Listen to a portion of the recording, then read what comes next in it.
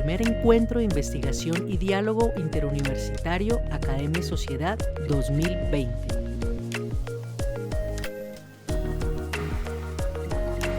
Bueno, buenos días a todos. Buenos días, Juliet. Buenos días a los conferencistas, al doctor Alejandro Gómez, al doctor Stefan Peters, al doctor Eslava y a la profesora y doctora Marta Nubia. Bueno, hoy vamos a tener una conversación muy interesante. Iniciaremos con el doctor Alejandro Gómez. Vamos a tocar varios temas. Uno es la implementación de las políticas en el distrito. Hemos oído muy buenos comentarios acerca de los resultados de la implementación de la política a nivel nacional, y hoy precisamente sale un comentario en el New England Journal of Medicina en que hablan muy mal del manejo que le dio el señor Trump a la epidemia en los Estados Unidos. También miraremos los indicadores que se deben tener en cuenta, no solamente desde el punto de vista de la salud, sino con el doctor Stefan Peters desde el punto de vista social y económico, y el impacto desde muchos otros aspectos, no solamente desde el punto de vista de la salud. También miraremos un poco las expectativas y las perspectivas de la vacuna. Es, por ejemplo, muy lamentable que el país, que tenía hace 20 años varios centros de investigación en vacunas, 25 años más exactamente, en este momento estemos haciendo la cola para que nos reciban en un estudio controlado, aleatorizado, en vez de estar nosotros a la cabeza de América Latina en la producción de vacunas. Esto habla un poco de la miopía de nuestros gobiernos en cuanto a mantener la innovación y la investigación científica como parte importante del desarrollo. Y por último, el doctor Eslava, que hablará un poco de las inequidades respecto al impacto en términos de cómo se ha distribuido la pandemia en las diferentes áreas. Entonces, no sé, Juliet, si tú vas a decir la mecánica o la presento yo. Sí. Brevemente, pues tenemos aproximadamente unos 45 minutos para el conversatorio y tenemos un espacio para preguntas que nos plantea nuestro público en el chat de 25 minutos. Aprovecho también para presentar brevemente a cada uno de nuestros participantes. En primer lugar tenemos al doctor Alejandro Gómez, quien es secretario de Salud de Bogotá, es médico y especialista en salud y finanzas de la Universidad de AFIT y fue director de salud pública en Medellín, gerente de la red hospitalaria de esta ciudad. Tenemos también con nosotros al profesor Stefan Peters, director académico del Instituto Colombo Alemán para la Paz Capaz y catedrático en estudios de paz de la Justus-Liebig-Universität Gießen en Alemania. Contamos también con la participación de la profesora Nubia Mata, bacterióloga con magíster en genética humana y doctora en biología parasitaria del Instituto Osvaldo Cruz. La profesora Nubia es profesora titular del Departamento de Biología de la Facultad de Ciencias de la Universidad Nacional de Colombia, sede Bogotá. También contamos con la participación del profesor Javier Eslava, médico cirujano de la Universidad Nacional, magíster en epidemiología clínica de la Universidad Javeriana y en financiación de la educación superior en América Latina de la Universidad de los Andes, doctor en salud pública de la Universidad Nacional y es profesor y vicedecano en investigación y extensión de la Facultad de Medicina de la Universidad Nacional de Colombia, sede Bogotá. Adelante, profesor Hernando. Bueno, muchas gracias de nuevo. Entonces, la idea es que haremos una pregunta específica a cada uno de los participantes en el conversatorio, y una segunda parte de la pregunta para que los otros participantes puedan opinar. Se tienen más o menos 5 minutos para que digamos, el participante a quien se dirige la pregunta plantee la respuesta, y unos 5 minutos para que los otros participantes pues puedan contestar respecto a la segunda pregunta. Comenzaremos entonces con el doctor Alejandro Gómez. La pregunta, doctor Gómez, es: ¿podría describir brevemente las políticas públicas desarrolladas de la alcaldía o desde la alcaldía de Bogotá y específicamente desde la Secretaría Distrital de Salud para contener y controlar la situación de pandemia en Bogotá y otras regiones? Y no solamente podría ser con el objetivo de la salud, sino como, por ejemplo, también ayudar económicamente a la comunidad, como es el ingreso solidario o la seguridad alimentaria en los niños de unos 5 años.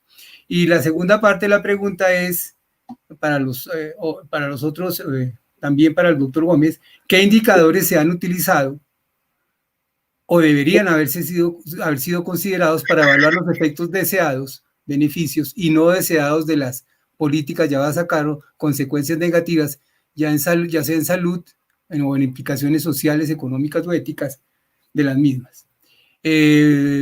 Bueno, doctor Gómez, adelante. Bienvenido. Gracias. Gracias, doctor Gaitán. Gracias a todas las personas que nos acompañan a esta hora en este conversatorio. Usted me pone en un predicamento cuando me dice que describa brevemente todas las políticas públicas que hemos implementado para el manejo de la pandemia. Pues no es un ejercicio fácil de resumirlo, pero haré algún esfuerzo en ese sentido. Nosotros tenemos 5 frentes de trabajo que nos han caracterizado a lo largo de estos meses con el tema del COVID-19. Cuando digo nosotros, hablamos de la Secretaría Distrital de Salud, pero también de la Alcaldía Mayor y del Sistema Distrital de Salud, porque vamos a ver que esto sobrepasa la simple Secretaría y las redes hospitalarias públicas. Lo primero que establecimos fue una línea de trabajo alrededor de lo que debiera ser la atención telefónica. Nuestro esfuerzo con un tema de ampliar un call center enorme como una estrategia que le permitiera a la ciudadanía el hacer teleconsulta de sus quebrantos de salud, tratando de que no fueran a congestionar una red hospitalaria que sabíamos se iba a congestionar. Digamos que son aprendizajes que tuvimos de aquellos países que vivieron en primer lugar el primer pico de la pandemia y que lo pasaron con tantas dificultades y con tanto costo, tanto humano como del sistema sanitario. Entonces el tema de la atención telefónica, que es el primer punto, se ve complementado. Bueno, debo decir aquí que nosotros teníamos alrededor de 50 operadores para manejar el tema del 123 y del manejo del Centro Regulador de Urgencias y Emergencias, que es nuestro gran call center, y en este momento contamos con aproximadamente 350 personas. O sea, nos multiplicamos de manera muy importante, no solo tecnológicamente para tener miles y miles de capacidades en líneas telefónicas, sino también de operadores, y lo fuimos calificando para que tuviéramos cada vez una respuesta más acertada y más asertiva a la ciudadanía que nos llamara. El segundo punto fue la atención médica domiciliaria. Y entonces, desconociendo las lógicas del aseguramiento, que hablan de que en un edificio cualquiera, así lo trataba de ejemplificar yo, existieran 6, 7 o 10 aseguradoras, porque por cada apartamento, por cada grupo familiar, habría una aseguradora distinta. Entendimos que los procesos de salud pública, como el que nos demandaba la atención de la pandemia, exigía barridos territoriales. Logramos hacer un fondo común con la CPS del régimen subsidiario y del régimen contributivo, y Bogotá garantizó atención domiciliaria sin barreras. Eso complementaba pues la atención del call center, tratando de que las personas no solo no tuvieran que llegar a los entes, a las entidades hospitalarias, sino que recibieran atención de calidad, atención domiciliaria, incluso hospitalización en casa, que esto fue supremamente importante. El tercer frente de trabajo tuvo que ver con las pruebas diagnósticas, y aquí podemos hablar muchísimo. La prueba diagnóstica estándar de oro para diagnosticar COVID-19 no es otra que el PCR, la prueba molecular. Todas las otras de las que se viene hablando, en un primer momento de pruebas de tipo de anticuerpos, pruebas humorales que detectaban anticuerpos de muy bajo valor, hablo de valor médico, de valor epidemiológico, hoy por hoy se siguen aplicando y están estafando a la gente, porque la verdad no dan un análisis predictivo, confiable, y tienen una cantidad de falta de precisión, pero además las pruebas de carácter antigénico que hoy se están preconizando mucho, también tienen un nicho de efectividad supremamente estrecho. Entonces, ¿qué hizo Bogotá? Creció en capacidad de hacer PCR de manera impresionante. Nosotros hacíamos alrededor de 200 pruebas al día cuando empezamos la pandemia. Hoy, Bogotá está haciendo, con el Laboratorio Distrital de Salud Pública, con las universidades privadas que pusieron sus laboratorios al servicio de la ciudad, pero también con los laboratorios particulares que rápidamente desarrollaron la tecnología para hacer, estamos haciendo, decía, alrededor de 12.000 pruebas diarias. Eso es absolutamente extraordinario el crecimiento. Quienes saben de lo que es la biología molecular saben del trabajo que es este crecimiento, pero bueno, lo logramos, y en este momento tenemos todavía retos, pero era el tercer frente de trabajo. El cuarto tenía que ver con la vigilancia epidemiológica. Nosotros sabemos hacer vigilancia epidemiológica, hemos hecho vigilancia epidemiológica, brotes de sarampión, brotes de tosferina, brotes de rabia, etcétera. Esa inteligencia o conocimiento que teníamos para hacer vigilancia epidemiológica la orientamos específicamente para el COVID-19. Hemos avanzado muchísimo. Bogotá cuenta en este momento con un equipo del orden de las 3.800 personas haciendo rastreo y cercos epidemiológicos en todas las localidades, pero además tenemos herramientas tecnológicas a través de nuestro call center nuevamente e incluso de algunos robots, de unos callbots que utilizamos para que nos permita en este instante de la pandemia hacer lo que hemos llamado DAR, detecto, aíslo, reporto, que es la nueva estrategia de cerramiento epidemiológico alrededor de los pacientes potencialmente positivos. Y el quinto frente de trabajo estuvo alrededor del crecimiento de la capacidad en unidad de cuidados intensivos. Cuando empezamos el tema de la pandemia hacia el mes de febrero, marzo, Bogotá no contaba con 930 camas de unidad de cuidados intensivos. En este momento son 2.200. Esto se dice fácil. El crecimiento ha sido extraordinario, ha sido heroico. Y los primeros que estuvieron allí fueron clínicas y hospitales. Por eso, la Secretaría Distrital y la Alcaldía ha enfocado su ayuda y su visión privilegiada hacia la red hospitalaria, porque fue esa red hospitalaria la que nos permitió prestarle servicios a todas las personas, con un concepto muy novedoso, y esto es parte de lo que hicimos: centralizamos el manejo de las unidades de cuidados intensivos. Como ustedes lo saben, desde la Secretaría Distrital le quitamos a las EPS y a las clínicas y hospitales la decisión de a qué pacientes atendían y dónde, para que no mediaran procesos contractuales, sino que fuera allí donde se necesitara. Esto fue verdaderamente extraordinario. ¿Por qué? Porque pese a que muchos eran suspicaces con el tema, clínicas o aseguradoras, hoy por hoy no tenemos sino buena evaluación por parte de ellos. Pudimos pasar por el primer pico de la pandemia de manera muy importante.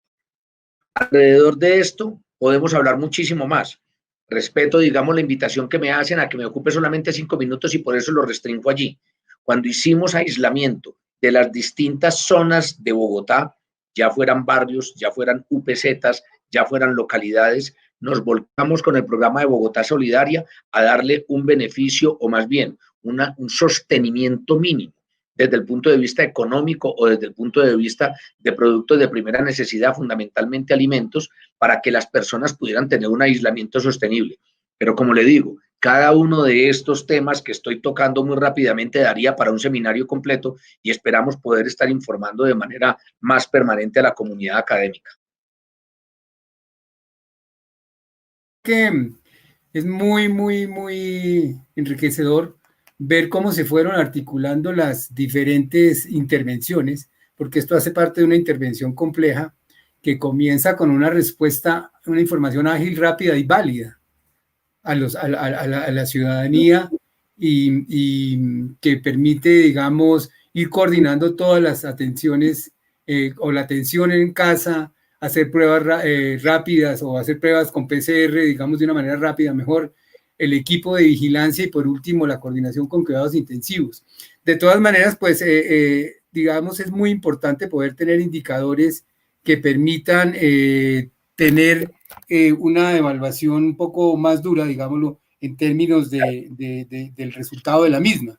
Una palabra sobre eso, Alejandro, perdóneme, y es la política que toma la Alcaldía Mayor, de política de datos abiertos, de colgar en Salud Data de manera permanente y cada 24 horas la misma información con que tomamos decisiones en la alcaldía para que fuera, digamos, accesible por la comunidad en general, pero por la comunidad académica y por los centros de pensamiento, creo que también marca un antes y un después, y sobre los indicadores que allá aparecen podríamos extendernos más, pero no quería dejar pasar el punto de que tener datos abiertos es algo que no se había hecho y que de pronto marca el cómo tiene que ser, además, una nueva manera de gobernar, una nueva manera de construcción de democracia a partir del acceso a la información privilegiada que antes era exclusiva de los grupos de gobierno. Sí, muy cierto. Creo que esto no solamente permite tener información abierta, ciencia abierta, sino que la gente pueda buscar, elaborar y presentar indicadores de una manera que complementa las acciones que está haciendo la Secretaría. No sé si el doctor Peters quiera hacer alguna comentario al respecto? Bueno, o sea, lo que yo voy a hablar un poco más desde la parte, digamos, de las ciencias sociales, pero sí, en primer lugar, por supuesto, también agradeciendo ese espacio, agradeciendo la posibilidad de discutir sobre ese tema tan central desde hace ya varios meses en ese panel con los colegas y la colega. Y creo que mi punto, en primer lugar, es, o sea, por supuesto, todo lo que acaba de decir es muy importante y hay que ver la perspectiva desde la salud, pero no deberíamos descuidar el hecho que eso se trata de una crisis de salud, pero no podemos pensar aisladamente en la salud, sino es una crisis social, económica y hasta también lo que discutíamos ayer en ese espacio, también tiene que ver, por ejemplo, con temas de medio ambiente, etc. Hay un punto que todo el mundo creo que está repitiendo, y yo también voy a repetirlo y voy a decirlo, es hacer énfasis en un hecho que creo que todos sabemos, que el mundo antes del coronavirus, por supuesto, no era un paraíso. Y o sea, tuvimos muchos de los problemas que hoy vemos con mucha más claridad, los teníamos antes.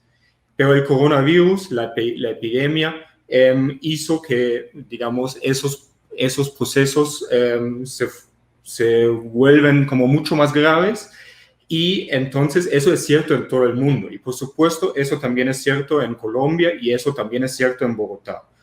Y allí un punto que creo que hay que decir con mucha claridad. El virus no es socialmente neutro. Tal como el smog y otras cosas no son socialmente neutros, tampoco es el coronavirus. Tiene clase, tiene género y tiene etnia o raza, o como ustedes quieran decirlo.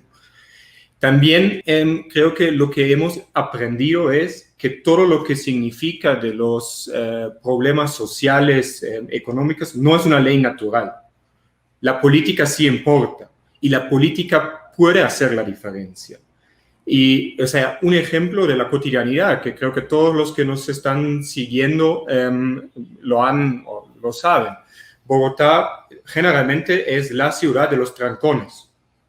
Gracias a las muy ciertas, muy acertadas decisiones políticas, hubo un tiempo, creo que ya no están así, pero hubo un tiempo cuando no había trancones. Entonces, qué maravilla. Y también lo único correcto, que la gente se quede en casa. Pero lo que dijo el doctor Gómez en su intervención, es cierto que hubo como ayudas, subsidios, pero creo que también es cierto que esos son sumamente importantes y al mismo tiempo, lamentablemente, tenemos que decir que son insuficientes. O sea, hay como muchos problemas sociales que se han agravado y que hay que atender. Entonces, allí también hay que decir que sí, desde la alcaldía se hizo mucho trabajo, pero también desde la sociedad. Muchos grupos de base que estaban atendiendo eso. Sin eso, la situación hubiera sido mucho más grave. Eso creo que también hay que decir. Y allí quisiera entrar en un punto que me parece importante también ver que tenemos que pensar que va a seguir.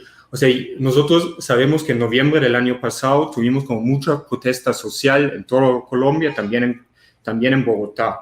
Podemos decir que eso era una olla de presión, con mucha presión. Y entonces ahí había temas sociales claramente fuertes, con mucho desengaño sobre la situación social. Al inicio de la pandemia eso se ha bajado, pero sabemos que no se ha resuelto. Entonces esa presión incluso está mucho más. O sea, vamos a tener en los próximos semanas, meses, seguramente muchos problemas sociales y muchas movilizaciones. Y allí creo... Doctor Peters. Sí, pero déjame un segundo, porque me parece un punto importante que es de actualidad. Ayer vi un tuit de la alcaldesa, que eso, la verdad, me pareció como interesante, y ese argumento hasta ese momento había escuchado de Lukashenko de Belarus. La matemática del COVID no perdona. Estoy leyendo ese tuit. A los 14 días exactos de los disturbios del 9, 10, 11 de septiembre, el 23, 24, 25 de septiembre, tuvimos incremento de casos. A los 14 días exactos de las marchas, volvemos a tener incremento. Y allí estoy muy de acuerdo con el doctor Gómez de decir, no hay que engañar a la gente. Y creo que eso también es importante, porque digamos, la matemática que nos presenta ahí la alcaldesa simplemente no es cierta. O sea, no es que son 14 días exactos. Eso no corresponde con la biología del virus y creo que eso es un punto que tenemos que tener en cuenta en políticas públicas. Tenemos que ser muy sinceras, tal como se está con los datos. O sea, esa transparencia se tiene que tener y no hay que tratar de deslegitimar, digamos, la protesta social a través de eso. Eso creo que es muy peligroso. Y eso va a aumentar la presión en la olla de presión que ya la hay. Muchas gracias, doctor Peters. No sé si el doctor Gómez quiera comentar algo de lo que dijo el doctor Peters. O sea, todos estos temas, digamos que tienen el mayor interés y aguantarían un debate mucho más amplio alrededor de lo que es soportar socialmente las distintas partes de nuestra ciudad. Cuando les hicimos confinamiento, siempre nos quedamos cortos. Lo grave es no haber hecho nada. Algo se hizo. Pero yo quisiera rescatar de la intervención del doctor Peters el hecho de que el virus para nada es aséptico socialmente. Es cierto que la carga de la enfermedad y la carga del empobrecimiento y la carga del desempleo se distribuye de manera desigual en nuestra ciudad. Nosotros lo mostramos geográficamente, georreferenciadamente en nuestras páginas de Salud Data, fotos de todas las semanas en donde hay más lo que llamábamos puntos calientes. Y por supuesto que hay una correlación entre pobreza y precariedades sociales y mayor afectación del virus y mayor nivel de letalidad incluso. De modo que en esto simplemente estamos de acuerdo y cada uno de estos fenómenos de salud y enfermedad desnudan inequidades sociales que venimos arrastrando. Bueno, muchas gracias. Con el ánimo de poder oír a todos los conferencistas, yo voy a seguir adelante de nuevo con una pregunta para el doctor Peters. No sé si al caso los otros conferencistas me podrán excusar y pueden intervenirse al caso, pero pues seguir con el ánimo de ir adelante. Doctor Peters, la pregunta es, ¿cuál considera usted que ha sido el efecto de la pandemia en los acuerdos de paz, en la movilización social? Ya miramos lo de la movilización social de la pandemia, pero aquí es la pandemia en la movilización social y en el manejo de las desigualdades que afectan a los grupos vulnerables y minorías en el país, pero con especial énfasis en Bogotá. Y para todos en general, o para la profesora Nubia o el profesor Javier, en primer lugar, ¿qué otros aspectos habría que considerar en el manejo de las relaciones con el gobierno central, que parece que han sido algo no del todo, digamos, coordinadas en algunos aspectos? Sí, adelante, doctor Peters. Gracias. Sí, hasta cierto punto creo que ya era como un punto o era como en mi intervención anterior, pero no he hablado tanto sobre el tema del proceso de paz. Quizá también se podría y se tendría que profundizar mucho más en los temas sociales. Y creo que nuevamente se podría decir que, o sea, ya antes teníamos problemas tanto sociales como en el proceso de paz, y la situación de la pandemia claramente lo ha hecho mucho más difícil. Podemos hablar, por ejemplo, de temas de la violencia contra líderes y lideresas sociales, contra defensores y defensoras de derechos humanos, y que también contra los y las excombatientes, que todo indica que ha sido como aumentando. También el tema de la deforestación que ya teníamos el día de ayer. Y en cuanto a la situación social, lo que acaba también de confirmar el doctor Gómez, creo que lamentablemente es muy cierto que tenemos ese aumento de pobreza en Colombia, en Bogotá, pero también en otras partes de América Latina, en todo el mundo. Pero allí creo que el desempleo, vamos a tener más desigualdades sociales, lamentablemente, pero nuevamente, que eso creo que es importante señalar que no es una ley natural, que la política sí importa y se puede hacer cambios políticos, se puede pensar en aumentar la cobertura de diferentes temas de políticas sociales, especialmente también de ingresos, que creo que en ese momento es lo más importante para los que han perdido su empleo, pero también para ese demasiado gran número de personas que viven en la informalidad, que viven del día a día. Y entonces todos esos temas deben ser prioridad, y creo que ahí hay que hacer mucho más énfasis para justamente hacer que esos efectos sociales no sean tan graves, y para hacer también que la gente realmente, cuando quizá, ojalá que no, pero indica que va a pasar, que vamos a tener una segunda ola, y entonces quizá también una tercera, que entonces esas personas realmente pueden quedarse en casa, porque esa gente, por supuesto, quisiera protegerse a sí mismo y a sus familias y a sus entornos, pero muchas veces también en el primer lockdown no les ha sido posible, porque simplemente tenían que buscar de alguna manera sus ingresos, y creo que eso hay que evitar. Y eso también nos lleva a temas que, digamos, voy a hacerlo muy breve, pero que son importantes para la época post-pandémica. O sea, ¿cuál es la sociedad en la cual queremos vivir y cuánta desigualdad nos podemos permitir en una sociedad como la colombiana? Pero, por supuesto, esos temas también son acertos o son importantes para otras sociedades. Muchas gracias, doctor Peter. No sé, doctor Gómez, yo sé que usted tiene que retirarse pronto. Me gustaría si tiene algún comentario que hacer. Yo sugeriría escuchar a algún participante de los que están en la sala, porque me parece importante enriquecer la discusión, y tal vez en mis últimos 5 minutos le hago algún comentario, Bueno, profesor. profesora Marta Nubia. No se escucha. Nubia Mata. Sí, profesora Nubia Mata. Bien, acerca de las minorías, a mí me parece que es muy importante. Nos hacían énfasis en qué va a pasar con el sistema de salud y los migrantes. Me parece que este no es un problema que atañe solo a Colombia, sino a la región, y como tal debemos proponer medidas también regionales. En ese orden de ideas, tengo entendido que el viernes se va a firmar un acuerdo de la Organización Panamericana de la Salud y la OIM para establecer medidas que apoyen a la región de cómo vamos a tratar este problema de migración, para también proteger a esta población vulnerable. Como decía ahorita Stefan, ellos también van a querer quedarse en casa y van a querer no contagiarse, pero su necesidad de salir a trabajar lo hacen un grupo altamente vulnerable. Entonces, como gobierno y como región debemos establecer políticas para proteger esas poblaciones vulnerables como los migrantes. Muchas gracias, profesora Nubia. Doctor Eslava. Sí, a mí me gustaría contribuir, digamos, después de la intervención del doctor Gómez, uno se pone a reflexionar cómo hubiera sido el comportamiento de la epidemia en Bogotá si hubiéramos dejado que el control lo tuvieran las EPS, si hubiéramos dejado que el acceso a cuidado crítico se hubiera dado por el que más tiene capacidad de pago, o porque las decisiones se den por el que está afiliado a prepagada o por el sector donde vive. En ese orden de ideas, creo que otro sería el panorama actual. Creo que esas decisiones que se han tomado son decisiones muy importantes que han hecho que la situación de Bogotá sea diferente a la del resto del país, y ahí es donde se nota que la regencia central o la gobernanza que se tiene de la salud en un territorio debe estar en manos de la entidad que controla la salud y no dejarlo en manos de los privados.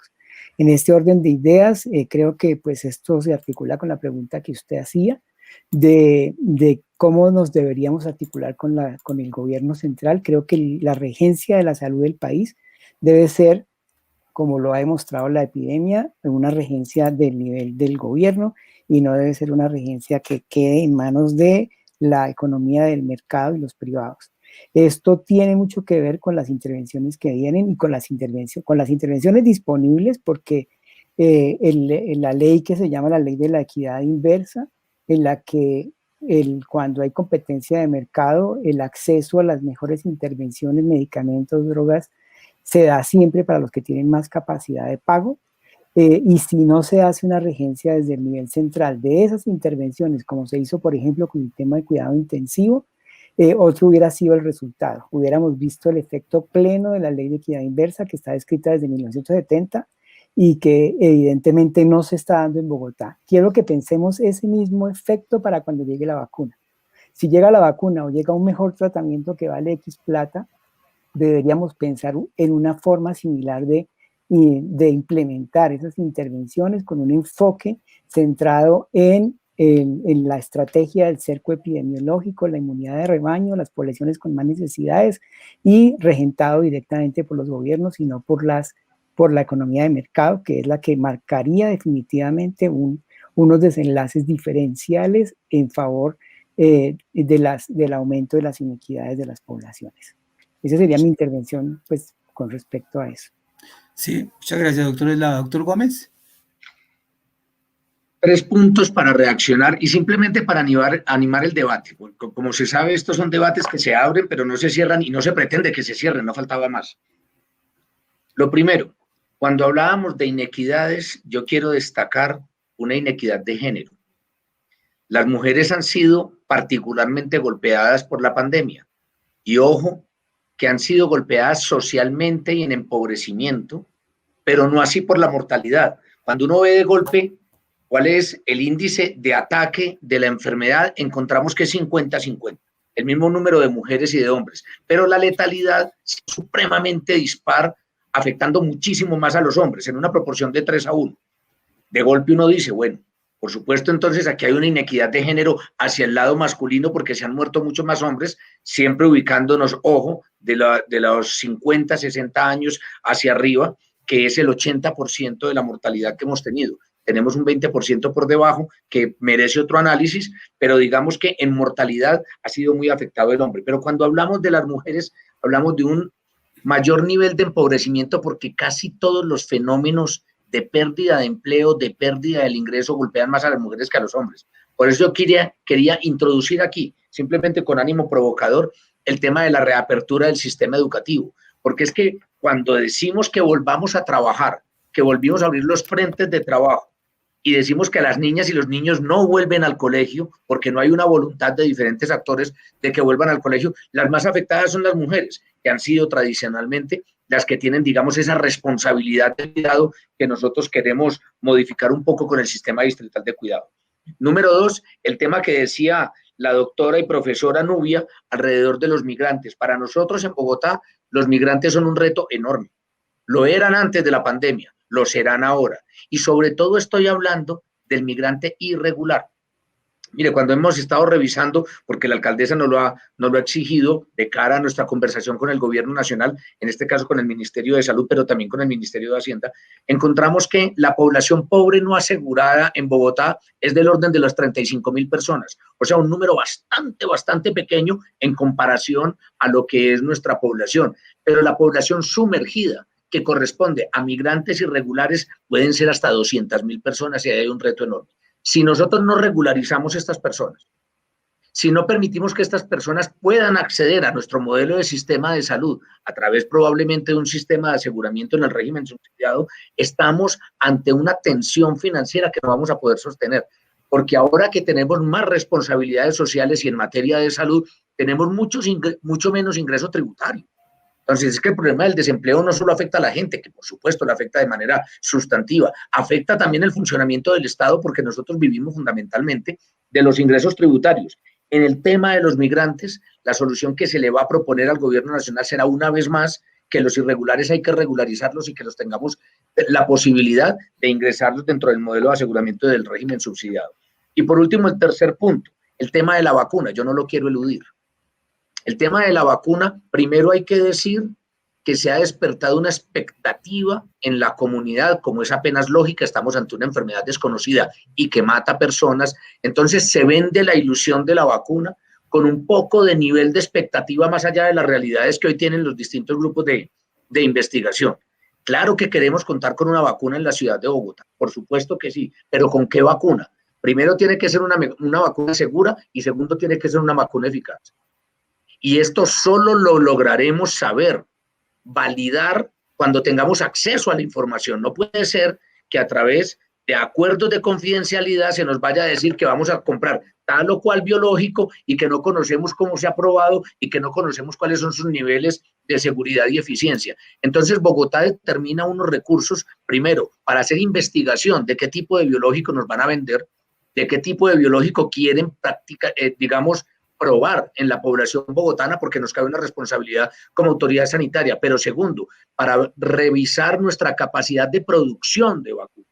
Colombia producía vacunas, puede que hoy no tengamos la capacidad de desarrollarlas, pero ¿por qué no pensar que de cara a una vacuna contra el COVID, cuando ella se cuente de una manera objetiva, podamos tener esas fórmulas en Bogotá, en Colombia, y produzcamos nuestros propios biológicos como lo hicimos? O sea, no estamos hablando de una utopía. Colombia lo hacía y ha tenido una capacidad, tanto en talento humano como en infraestructura para hacerlo. Y por último, el tema de la compra. También dejamos unos recursos. El gobierno nacional ha dicho que va a comprar alrededor de 10 millones de dosis, y esto nos parece una extraordinaria noticia. A Bogotá le corresponderá una proporción de esos 10 millones de dosis, por supuesto, pero Bogotá, una vez más, tendrá unos recursos para complementar esas dosis que se traigan para acá. ¿A quién se les va a aplicar? Claro, decimos de golpe, al personal de la salud y a las personas mayores, que son las que tienen mayor nivel de complejidad y mayor nivel de letalidad. Asómbrense. Que sepamos hoy en el mundo, ninguna de las vacunas que están en investigación se ha probado en personas mayores. De modo que hay una cantidad de temas que tenemos nosotros que abocar de manera respetuosa, de manera sincera, pero de manera objetiva y de cara a la ciudadanía. Bueno, muchas gracias. Yo creo que ya el doctor Gómez empieza el tema que sigue ahorita, que es el de las vacunas. Simplemente una reflexión que yo quería hacer para provocar, como dice el doctor Gómez. Es que hablamos nosotros seguimos el modelo europeo de las olas o de los picos de epidemiológicos, pero tenemos unas diferencias grandísimas. Lo decía tal vez era Mauricio Gómez el otro día en la televisión, que resulta que a la gente en Europa se le han incrementado los ingresos porque les pagan para que se queden en la casa. En cambio aquí no hay manera de poder hacer eso, y es más, yo hace poquito estuve hablando con las personas que estaban trabajando en el Cauca con el interferón para sublingual, y cuando me decían era lo siguiente con angustia, es que vamos a decirle a una persona que vaya y se recluya en la casa, y en la casa hay 23 personas. Entonces, ¿eso qué sentido tiene? Y eso también pasa en Bogotá. O sea que yo no creo que en Bogotá vayamos a tener esos picos, porque aquí lo que vamos a tener es una meseta sostenida de infección alta por mucho tiempo. Puede que se presenten unas ligeras modificaciones, pero no creo que sea el fenómeno que se presentó en Alemania, en Francia o en Italia. Es decir, aquí lo que tenemos es un grupo de personas que están, primero que todo, no pueden dejar de trabajar, no pueden dejar de salir a la calle porque tienen que trabajar, y segundo, viven muchos en los inquilinatos y en los sitios donde vamos a tener. Entonces, la dinámica de la enfermedad va a ser muy diferente aquí que allá. Pero bueno, de todas maneras, la persona, lo que se caracteriza esta enfermedad es por la incertidumbre, el miedo. Hemos llegado de nuevo en todas partes. Es una situación que produce miedo en Europa, en Asia. Tal vez los asiáticos en algunos países son los que mejor han manejado la situación, pero de todas maneras parecería que la vacuna es el milagro que nos va a hacer, y pues estamos hablando de que estamos en la cola, que vamos a ser los primeros, que estamos, y que la vacuna va a ser la salvación, y realmente no tenemos nada concreto, es como volver a lo mismo. Entonces, profesora Nubia, si usted nos puede contar un poquitico de la vacuna, de los avances, y también porque usted tiene mucho que ver con las pruebas diagnósticas. Lo sé porque usted ha trabajado también en el laboratorio y ha estado desarrollando. Entonces, si nos puede contar un poquitico acerca de la vacuna en términos de cuándo estaría disponible, qué políticas públicas deberíamos tener para este aspecto, aunque eso ya ha sido mencionado, y aspectos a considerar desde el punto de vista de la inmunidad, que si hay inmunidad, que no hay inmunidad, que la inmunidad desaparece, si hay mutaciones genéticas que podríamos estar más bien en una entidad como la influencia, que es estacional, y por otro, ¿qué otras alternativas a todo el grupo para prevenir y contagios y muertes masivas sin perjudicar la supervivencia y bienestar económico de las personas? Entonces, profesora Nubia, adelante. Yo creo que una de las preguntas que constantemente hacen, pero es ¿por qué tanto tiempo se ha demorado la vacuna? ¿Por qué no tenemos una vacuna? Pues la respuesta es que esta es de las vacunas que más rápido van a salir al mercado. En promedio, una vacuna puede tardar 15 años y esta la están sacando en 15 meses.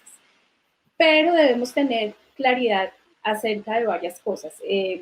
Probablemente para Colombia llegue en el segundo periodo del 2021, no es tan rápido que debe llegar, o sea, debemos seguir con todas las medidas que hasta ahora tenemos. El virus no se ha ido, el virus sigue allí.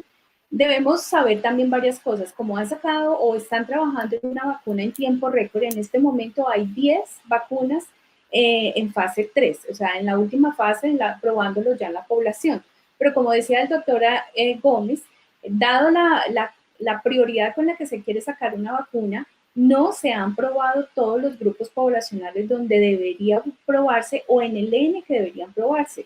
Así que la gran cantidad de efectos adversos aún no se conocen. No hay vacunas en embarazadas, no se han probado en embarazadas, solo hay una vacuna que se está probando en niños. El doctor Gómez decía, no se están probando en adultos mayores con comorbilidades. Cuando llegue el momento de las fases de vacunación, pueden aparecer muchos efectos adversos. Entonces, así como nos preparamos con respiradores y nos preparamos con UCIs, también tenemos que preparar todo nuestro sistema de salud para un proceso de vigilancia, de reporte de efectos adversos y hacernos un curso acelerado de vaccinología a todos los colombianos, que todos hablemos el mismo lenguaje, que sepamos qué es una vacuna, que qué ventajas tiene, qué desventajas tiene. Cuando vengan a hablarnos de los famosos ensayos clínicos, que nosotros sepamos qué es doble ciego, qué es placebo, qué es lo que me están aplicando, qué puedo esperar con una vacuna y que no empiecen esas cadenas de WhatsApp a alarmar a todo el mundo. Una noticia muy interesante y me parece muy importante para hablar del tipo de virus. Este es un virus RNA y como todos los virus tienen una capacidad aceleradísima de replicación. Entonces, por mucho tiempo se ha especulado que como tiene esa capacidad acelerada de replicación, también pudiera tener una capacidad acelerada de mutación. Afortunadamente, se han analizado 100.000 secuencias de genes que están en este momento reportadas en GenBank, no de genes, de genomas del coronavirus que están en este momento reportadas por el GenBank. Y la buena noticia es que tiene una baja tasa de mutación. Este virus tiene una enzima que corrige los errores de mutación. Entonces, desde el punto de vista de diseño de vacunas, esto se ha denominado como el talón de Aquiles del virus.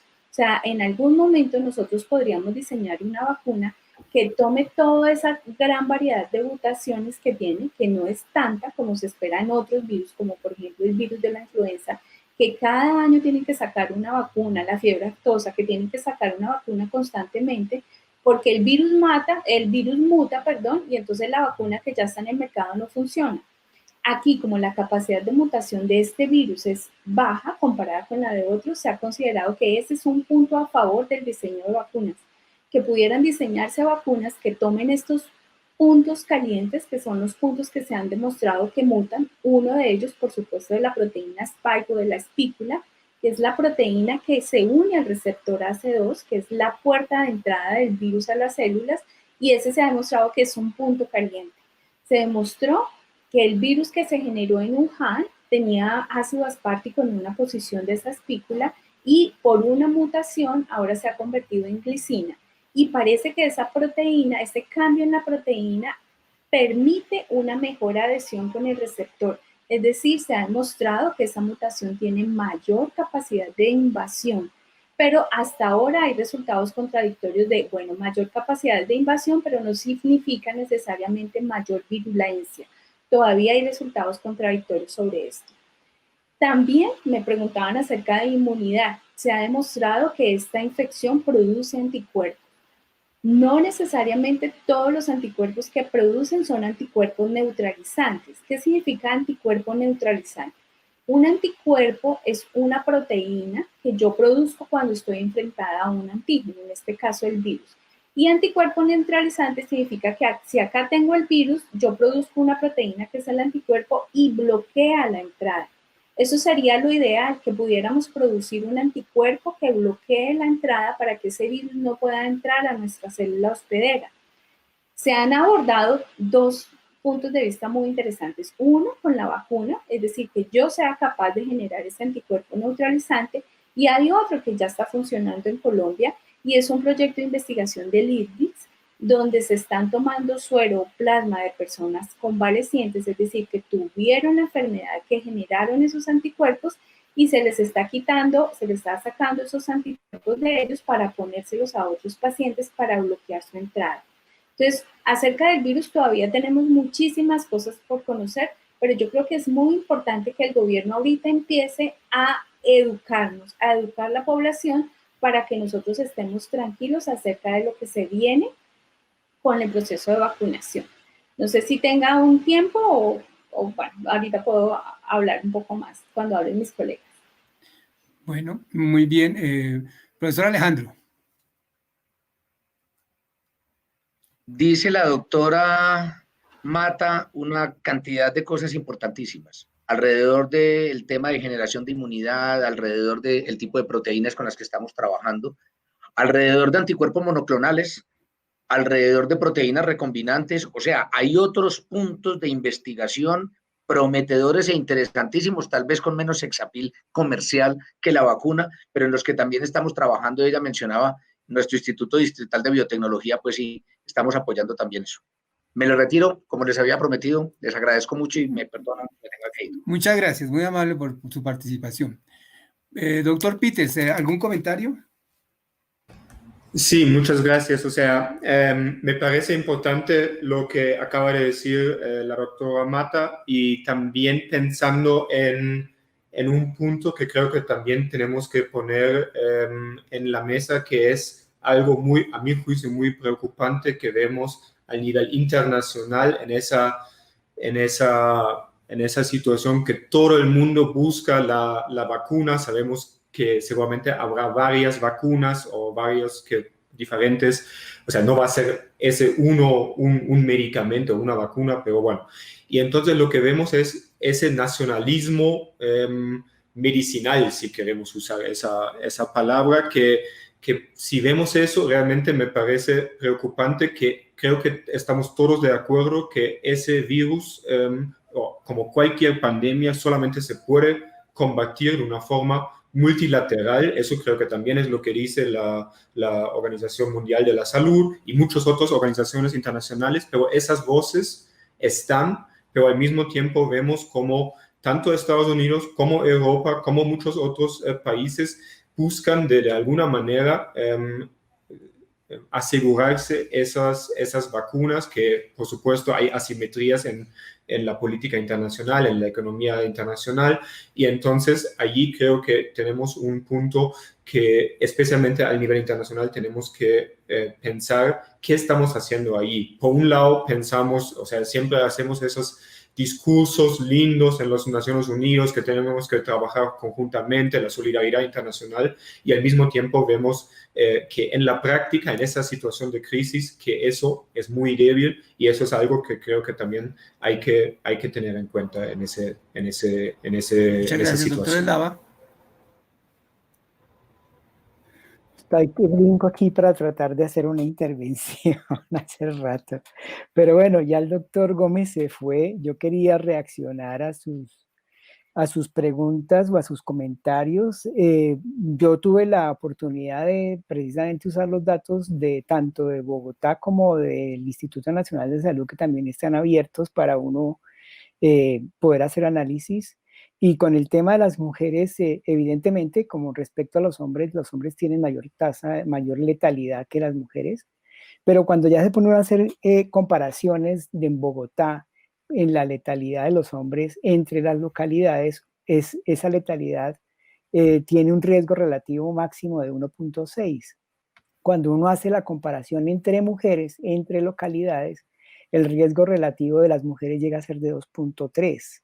Que cuando uno usa la base de país, eso equivale a decir que tenemos una diferencia en las mujeres de la letalidad por COVID de las mujeres de Bogotá, equivalente a la que tiene Buenaventura con Bogotá, en el modelo multivariado que se hace comparando, digamos, las mortalidades, ajustando por sexo y por grupo étnico. Entonces, de alguna manera, aunque las mujeres están privilegiadas en tema de comparar contra los hombres, hay diferencias o inequidades que son marcadas, más marcadas en la mortalidad de las mujeres en Bogotá, en algunas localidades. Precisamente quería yo decirle esto al doctor Gómez antes de que se fuera, pero no fue posible, que la diferencia entre localidades, el riesgo relativo es de 1.6, pero cuando se hace el de las mujeres es de 2.3, y las mujeres que más están afectadas son aquellas que son las que son fuera de Bogotá, o sea, las migrantes, las que más se mueren. Le sigue la localidad de Los Mártires,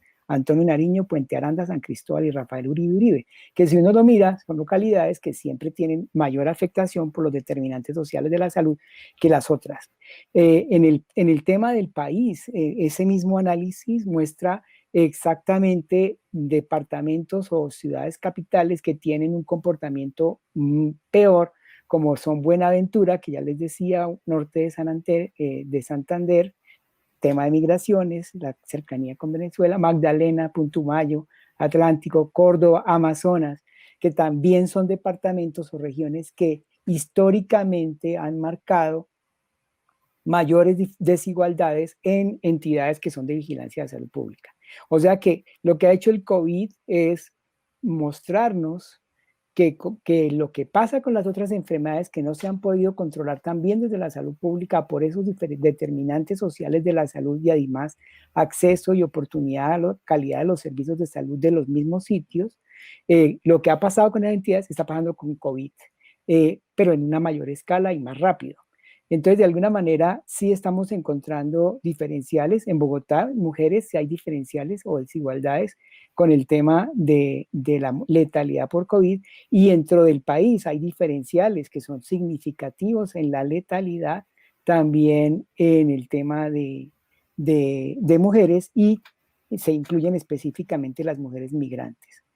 Con el tema de la vacuna, la intervención que yo quería hacer antes de que se fuera el doctor Gómez, pero creo que de todas formas es importante que lo reflexionemos, es que deberíamos aprovechar el uso de la vacuna para hacer lo que se hizo con el ébola en su momento en África.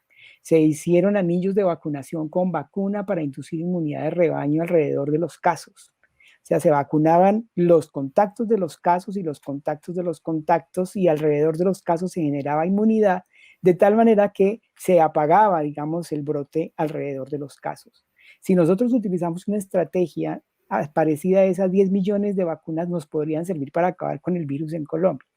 Pero si no utilizamos una estrategia de esas y dejamos que esto funcione con la ley del mercado, pues evidentemente 10 millones de vacunas se distribuirán entre los más privilegiados y de último llegarán a las poblaciones pobres y no acabaremos nunca con el COVID. Van a sacar 500 millones de unidades, las empresas que proponen 500 millones de unidades al año, y somos 6.000 millones de habitantes.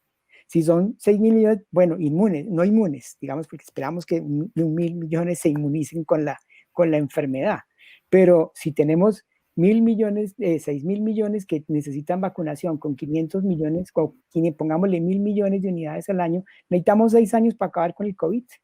Entonces, de alguna manera, nos toca pensar una estrategia inteligente para hacer inmunidad de rebaño, haciendo anillos de vacunación alrededor de los casos, que eso también podría ser una estrategia interesante. Ahora, el tema es, dado que se han develado las inequidades preexistentes con el COVID, ¿qué vamos a hacer después del COVID? O sea, ¿nos vamos a quedar con las inequidades que se han develado o vamos a proponer cambios estructurales que permitan corregir esas inequidades de aquí en adelante? Porque no tiene sentido que nos demos cuenta que los mismos sitios, las mismas poblaciones son las afectadas ahora y son las afectadas antes, y lo van a hacer después del COVID en un nuevo brote que ocurra. Entonces esa sería mi intervención. Bueno, muchas gracias. Profesora Nubia, no sé si tenía algo más que comentar respecto a la vacuna. Sí, una pregunta siempre es, y también decía el doctor Gómez, nosotros no podemos con esto del COVAX invertir una cantidad de dinero absurda sin saber a qué es lo que vamos a comprar y cuál es la vacuna a la que estamos proponiendo que nos vendan. Eso es importante que nos comenten también a la población, así que hagan socialización de ese conocimiento, no para que nosotros necesariamente, digamos, compren esta u otra la vacuna, eso sí definitivamente queda en manos de un comité científico y académico, pero sí para que estemos informados. Por otro lado, el profesor Slava hablaba de la priorización y que definitivamente esta vacuna no devele más inequidades y más desigualdades sociales. Y también debemos aprender de nuestras experiencias previas, como de la vacunación con el ébola o la vacunación con el H1N1. Lo que es transversal a todo esquema de vacunación es dependiendo de cómo se está comportando el agente patogénico, a quién está infectando, cuáles son los grupos más vulnerables, ¿Qué posibilidad hay que cuando una persona se infecte muera por esa infección? ¿Qué posibilidad hay que cuando una persona infecte transmita a otros? Y según esa orden de prioridad, lo que estoy viendo que están publicando como prioridades para las diferentes fases de vacunación son personal que atiende la infección de primera línea y tiene altísimo riesgo de infección, que es profesionales de la salud, que tienen gran probabilidad de infectarse y también de infectar a sus pacientes. Grupos altamente vulnerables que cuando se infectan puedan morir, o sea, con comorbilidades. Grupos hacinados, como las cárceles, pero también grupos que cuando se infectan y desaparezcan o mueran y tengan un impacto negativo sobre la sociedad. Entonces, allí definitivamente tienen que pensarse algunos grupos de dirigentes que necesariamente pues los necesitamos para que coordinen, para que dirijan, para que definan políticas, y esos serían los grupos que yo he visto que son como definidos prioritarios para la vacunación. Pero definitivamente es necesario definir a quiénes y cuántas dosis, porque el profesor Eslava muy bien lo decía, llegan 10.000 dosis, llegan 3.000 dosis, llegan 30.000 dosis, ¿qué vamos a hacer? ¿A quiénes vamos a vacunar? O sea, hacia eso debemos trabajar, yo creo que ya están trabajando, pero también sería muy importante que socialice ese proceso. ¿Mm? Ok, muchas gracias. Doctor Peters, ¿quería decir algo sobre el género? Sí, o sea, cuando el doctor Slava hablaba de la parte más de la salud y las desigualdades, digamos, entre las mujeres también, creo que eso es totalmente de acuerdo, pero también pensando, o sea, muy de acuerdo con lo que dijo el doctor Gómez sobre la afectación en lo social, que afecta mucho más a las mujeres, pero ahí también hacer como una precisión, porque a veces cuando hablamos entre género, olvidemos que hay como otras categorías que se imbrincan en lo que nosotros llamamos la interseccionalidad. Y entonces no es lo mismo la afectación, por supuesto, hay como diferencias entre los géneros, sí, pero por supuesto no es lo mismo para una mujer que viva, digamos, en un barrio acomodado, con un ingreso estable, a lo mejor con un servicio doméstico que puede atender o las tareas del hogar o, digamos, el cuidado de los niños, quizá de los ancianos, etcétera. Y entonces creo que también tener eso en cuenta, que no es lo mismo la afectación de todas las mujeres, sino también pensar en la interseccionalidad en temas, digamos, de estrato social o clase social, y también, por supuesto, de la región, que si vamos fuera de Bogotá vamos a tener muchos otros temas, y creo que también allí el tema de la educación, lo que varios creo que han mencionado, es central, porque, digamos, por un lado, lo que nosotros conocemos desde la perspectiva de las universidades en las clases virtuales, sabemos que algunos estudiantes tienen mucho, o incluso profesores, tienen mucho mejor conectividad que otros, y al mismo tiempo, si pensamos en escuelas y en las partes mucho más remotas, lo que, digamos, muchos profesores, muchas profesoras, porque es muchas veces también una ocupación altamente feminizada, digamos, trabajan allí con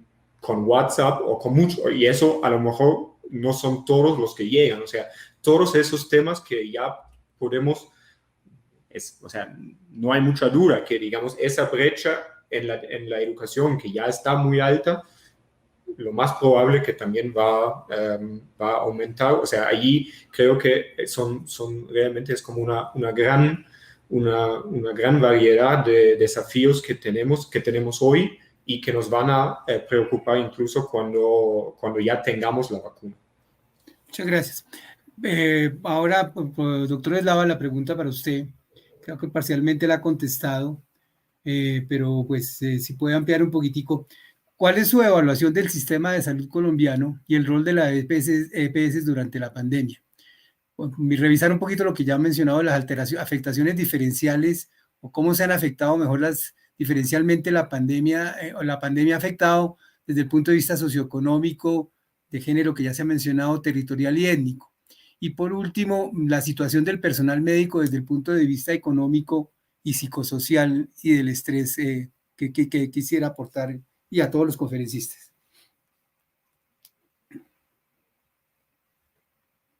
No se oye, doctor Eslava.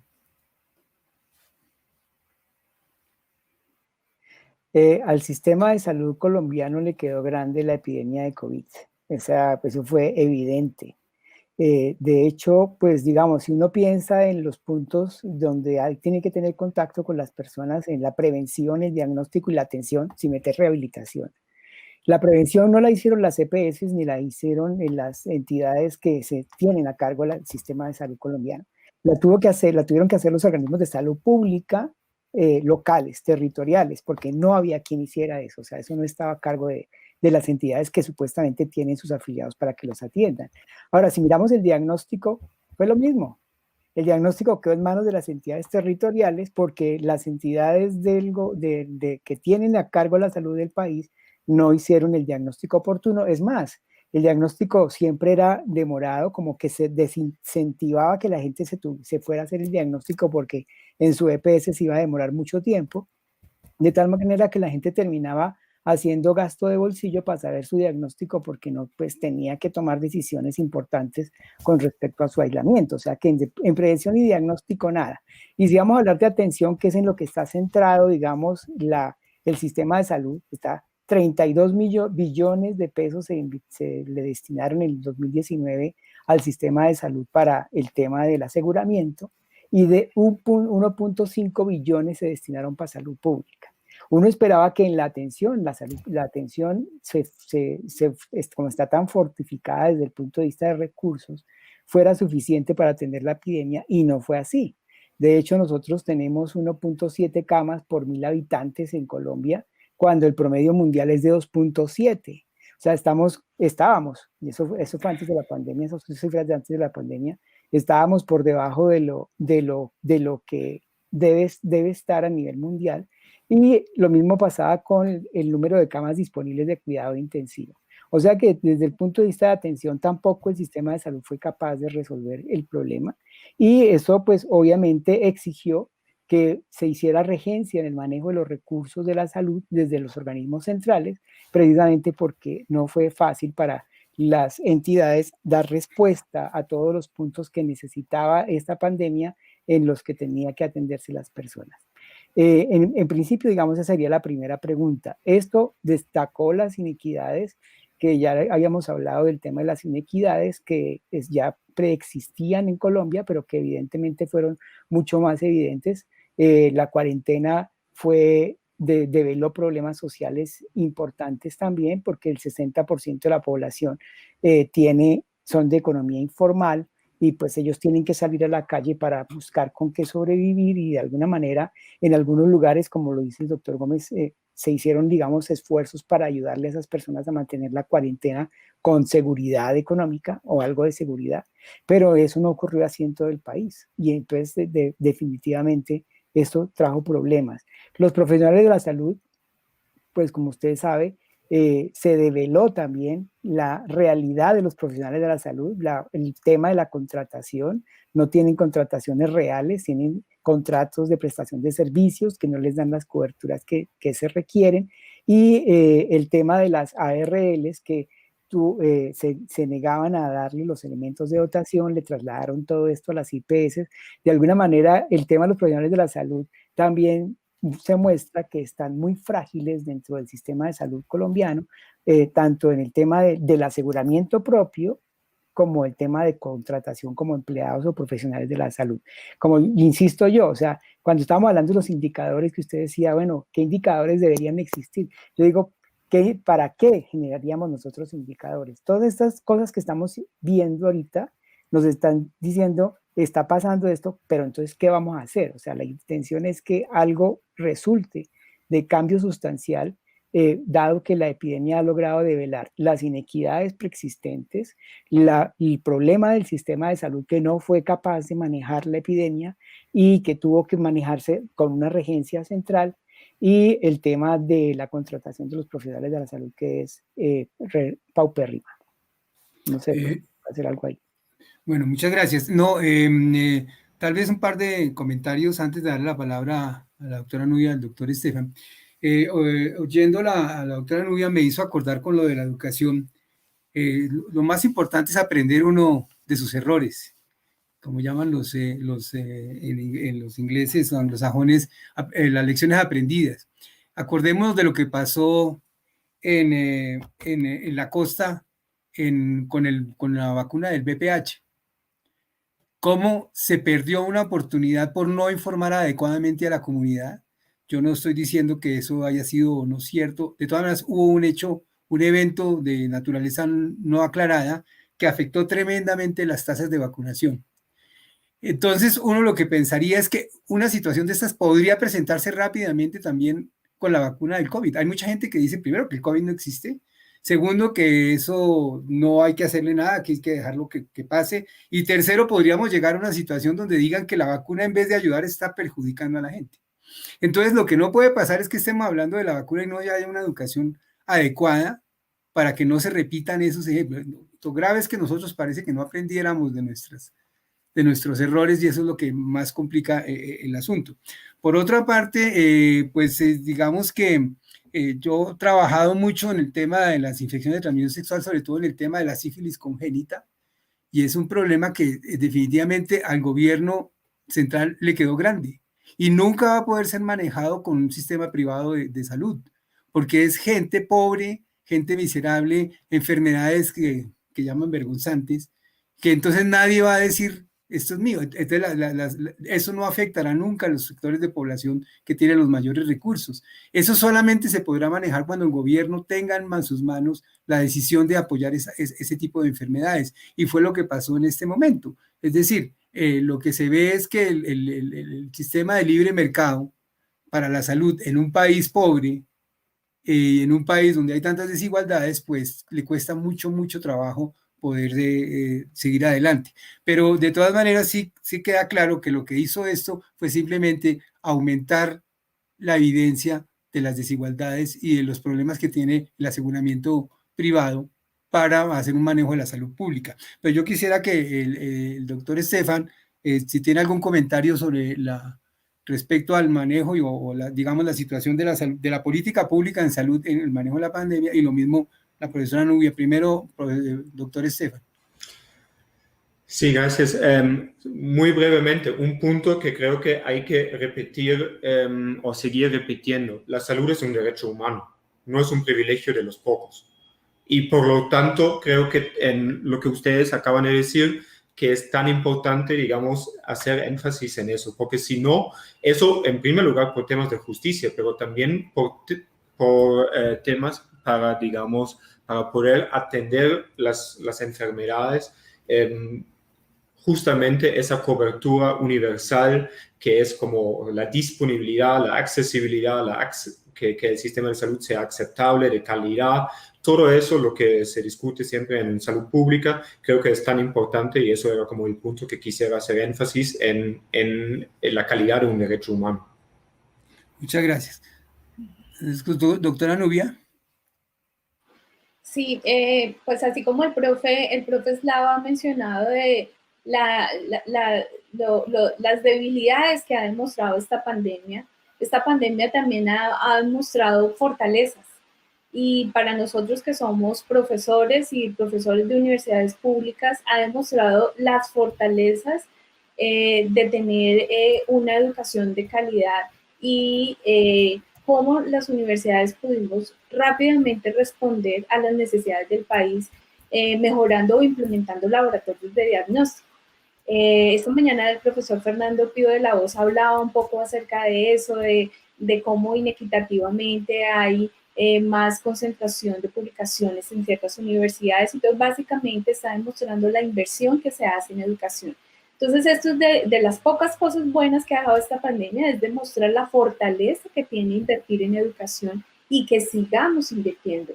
Y yo creo que ahora también es importante que esos esfuerzos que ha hecho el gobierno y que ha hecho, por ejemplo, el Ministerio de Ciencia y Tecnología invirtiendo en capacidades regionales, que la ministra ha insistido mucho, que ha invertido, ha hecho convocatorias especiales para fortalecer laboratorios en las regiones, pues que no se quede ahí atendiendo 1 año, 2 años aquí la pandemia y después esa inversión tan grande se perdió. Entonces es importante que hagamos políticas a propósito de qué va a pasar con esos laboratorios, con esa inversión tan grande, con esa gestión de recursos, con ese entrenamiento de personal para que podamos atender otras enfermedades, otro tipo de diagnóstico, enfermedades transmitidas por zoonóticas o transmitidas desde patógenos en vida silvestre. Entonces yo creo que es importante también pensar a largo plazo. Bueno, sí, a corto plazo están los laboratorios ahí, están rápidamente trabajando, apoyando el diagnóstico, que es una fortaleza, pero que esa inversión y esa aceleración que se le metió a los laboratorios sean perpetuados y sean mantenidos. O sea, yo creo que ahí sí dependemos mucho de muchas voluntades para que esto sea un éxito a largo plazo. Ok, muchas gracias. No sé si tengan algún otro comentario antes de las preguntas del público. Yo quería hacer uno. Pues en realidad 2 comentarios. Pues digamos, hay una publicación reciente que menciona el tema de sindemia, ya no pandemia, en donde dice que el virus se perpetúa no solamente por las condiciones del virus, sino por las condiciones del contexto social en donde está ocurriendo, y que pues eso hace más difícil controlarlo. Ese es un tema, digamos, que yo creo que hay que tenerlo en la mente, porque las intervenciones futuras tienen que depender de eso. Pero otro asunto, y es que unos autores investigaron en 84 países cómo era el tema de la confianza en las instituciones del Estado y relacionaron eso con la letalidad del COVID. Y resulta que encontraron que cuando hay confianza en las instituciones del Estado, la letalidad es menor. ¿Eso qué implica? Que probablemente la gente hace más caso y más adherencia a las normas cuando confía en quien los gobierna. Si no hay confianza en los gobernantes, pues evidentemente la gente no hace caso o no hay adherencia a las normas, que eso lo hemos visto nosotros en este caso en Colombia.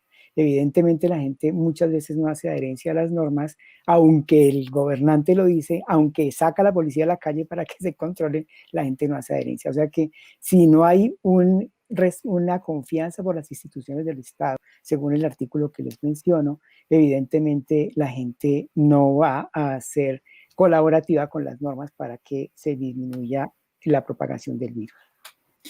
Bueno, ya vamos a pasar un último comentario tal vez para cerrar mis comentarios.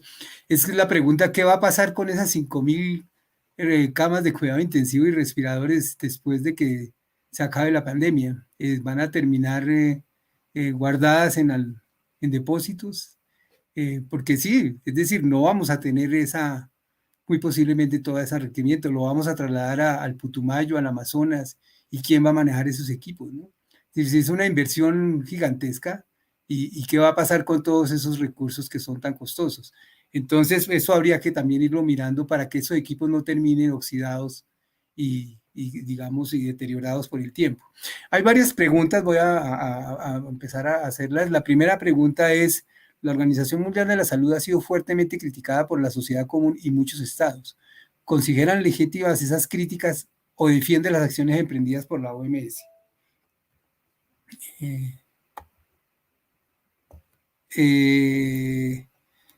Doctor Eslava, arrancamos con usted. Pues digamos que las críticas, digamos que son un eco a las críticas que han salido de algunos de los países que están en contra de la OMS para justificar que lo que les está pasando es porque la OMS no les avisó a tiempo.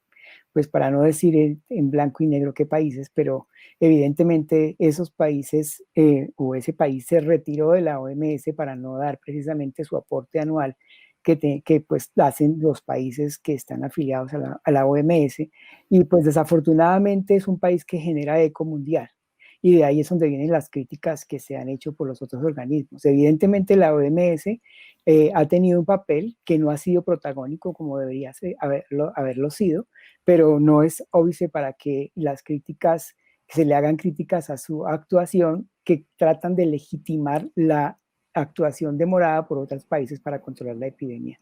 Yo creo que ahí hay que mirar con mucho cuidado el tema, porque pues evidentemente lo que circula aquí es como una proliferación de apoyo al que habla más fuerte y no realmente al que tiene más razón. Sí.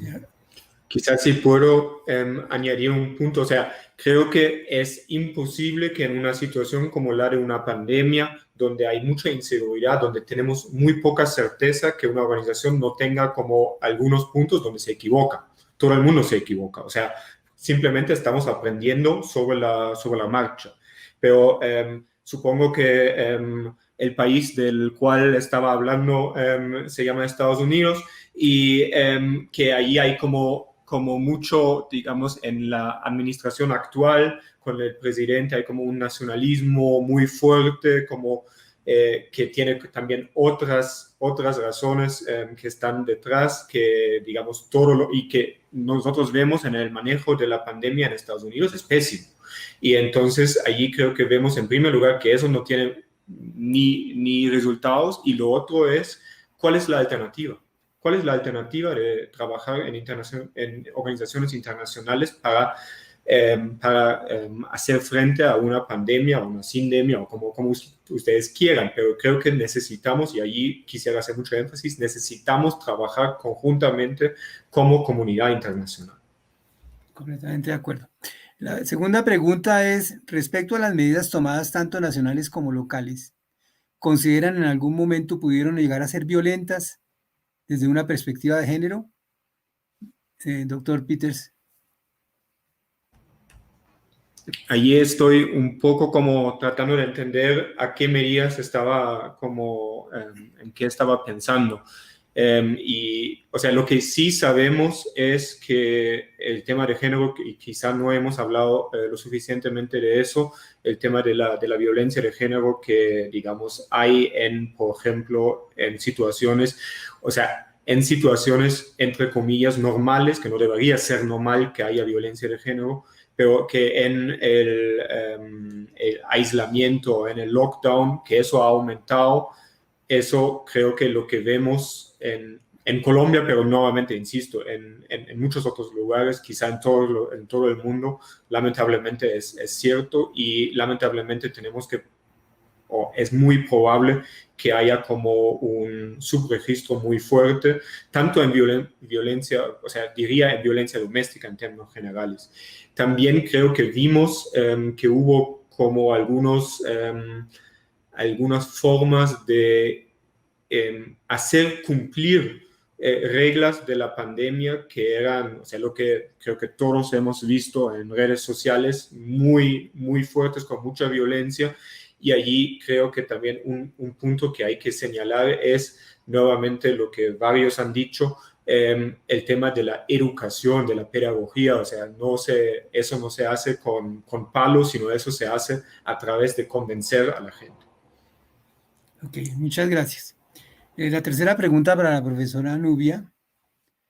¿Cómo se podría generar confianza en la población respecto a una vacuna que se está produciendo en un tiempo récord, teniendo en cuenta el precedente de las vacunas del virus del papiloma humano? Definitivamente con educación. La única forma que por nosotros podremos enfrentar a todo este boom de palabras raras que van a llegar de un momento a otro y que ya nos están invadiendo es enseñando, así como nos enseñaron el distanciamiento social. Hoy cualquier persona podrá hablar de qué es aplanamiento de la curva, de tipo de infección, todo esto más o menos ya con todo el boom de información que nos han pasado, podríamos decir que nosotros hemos aprendido de esa parte. Ahora, como yo dije en un comienzo, necesitamos un curso acelerado de vacinología, que nos cuenten qué es una vacuna, cómo se produce una vacuna, qué pasa cuando a uno le ponen una vacuna o cuando no se la pone, qué tan cierto es que la vacuna produce autismo, qué tan cierto es que la vacuna me puede matar, qué tan cierto es el negocio que hay detrás de las vacunas. Hablemos claro, informémonos. Como decía el profe Slava, entre más confianza tengamos en las entidades, más adherencia vamos a tener. Si a mí me explican, mire, te van a poner una vacuna que puede tener efectos adversos, puede pasarle esto, esto y esto y esto, pero las grandes ventajas son estas, estas y estas, pues yo decido, basado en mi información, si me tomo el riesgo de colocarme una vacuna o tomo la gran ventaja de aplicarme una vacuna. Definitivamente es información y yo creo que estamos ya en el tiempo para que empiecen esas campañas de información, porque la vacuna está ya nos están bombardeando, que qué pasó con la vacuna rusa y por qué aquí no nos van a poner la vacuna rusa, qué pasó con la vacuna china, porque aquí no la vamos a usar. Todo eso debe ser claramente informado con un ABC. Sí, como ejemplo tendríamos la siguiente pregunta, que tiene que ver con lo que está diciendo. Se ha hablado de una vacuna en Colombia en paciente COVID voluntario o en voluntarios para COVID, en voluntarios para recibir la vacuna. ¿Qué tanta garantía hay de un laboratorio, por ejemplo, Johnson & Johnson? Bueno, definitivamente las vacunas, en este momento no hay ninguna aprobada que haya aprobado las 3 fases, ¿sí? Se están aplicando 2 vacunas que se saltaron una fase y son las chinas y las rusas.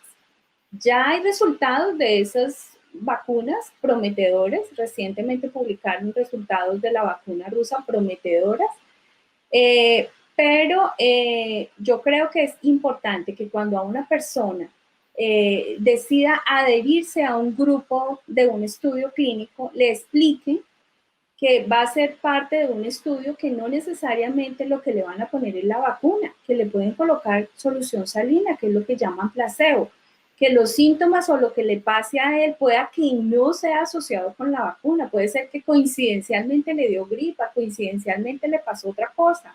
Entonces es informar. Y definitivamente las compañías que están cumpliendo las fases, como Johnson & Johnson, AstraZeneca y otras, están cumpliendo el paso a paso. Entonces definitivamente debemos confiar en todos estos protocolos que ellos se han tomado muy en serio y están paso a paso siguiendo el protocolo. Entonces debemos confiar. Eso no nos exime de efectos adversos, también lo tenemos que tener claro. Sí, muy bien. La siguiente pregunta podría ser para el doctor Peters. ¿Considera que el escenario de la pandemia podría sentar un precedente para que haya un aumento en la inversión tanto en educación, investigación y salud en el país? Ojalá. Y diría que sí, o sea, lo que sabemos es, estamos en una crisis, creo que ahí no hay duda. Y crisis son momentos donde se puede cambiar cosas. Puede ser que va para lo positivo, puede ser también que vaya para algo negativo. Pero creo que sí, lo que tenemos que hacer, y creo que ya se está dando, pero quizá tenemos que hacer más esfuerzos para que tengamos ese tipo de debates sobre qué sistema de salud queremos, qué sistema de educación queremos, etcétera. Y también, esa es una pregunta muy válida y que más que nada en la política siempre se está diciendo o se está planteando, ¿cómo lo vamos a financiar? Porque sí, o sea, creo que sería más inversión. Y allí un punto que me parece clave. A mi juicio, Colombia no es un país pobre. Colombia es un país muy desigual. De esa manera, creo que, digamos, decir que no hay recursos, en ese momento a lo mejor es cierto, pero creo que hay posibilidades de generar más recursos y la OCDE lo está diciendo. O sea, digamos, en un informe reciente dicen que hay como mucho espacio todavía. Por ejemplo, si pensamos en impuestos, y con eso termino, que también vemos que en Colombia los impuestos hacen una cosa que es generar ingresos para el Estado, pero lo que no hacen es distribución o redistribución. Y creo que eso es otro punto, que lo mismo es cierto, o sea, para impuestos y transferencias sociales. Y ahí creo que es también un punto sobre el cual tenemos que plantear el debate para ver qué tipo de sistema de educación, salud, etcétera, queremos en la pospandemia. Bueno, muchas gracias a nuestros participantes en este conversatorio. Yo creo que ha sido muy enriquecedor. Yo creo que simplemente para cerrar, tenemos grandes dudas sobre, digamos, el desempeño que tuvo el sistema de salud colombiano en la pandemia.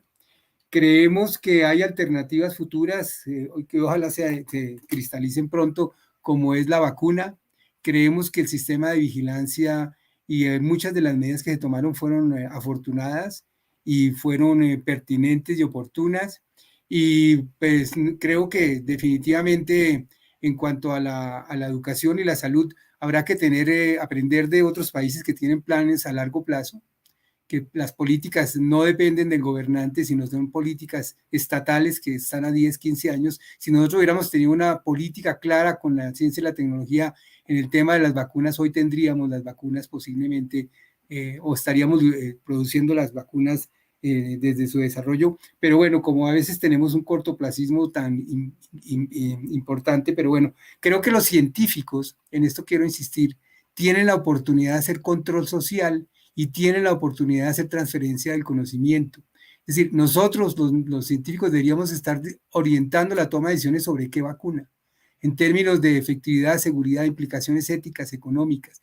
Para eso están los centros de evaluación de tecnologías, que deberían estar apoyando la toma de decisiones, y los dirigentes oír más la evidencia que hay y menos sus corazonadas u otras razones que ellos toman en cuenta para tomar decisiones. Muchas gracias al doctor Peters, a la profesora Nubia y al profesor Eslava.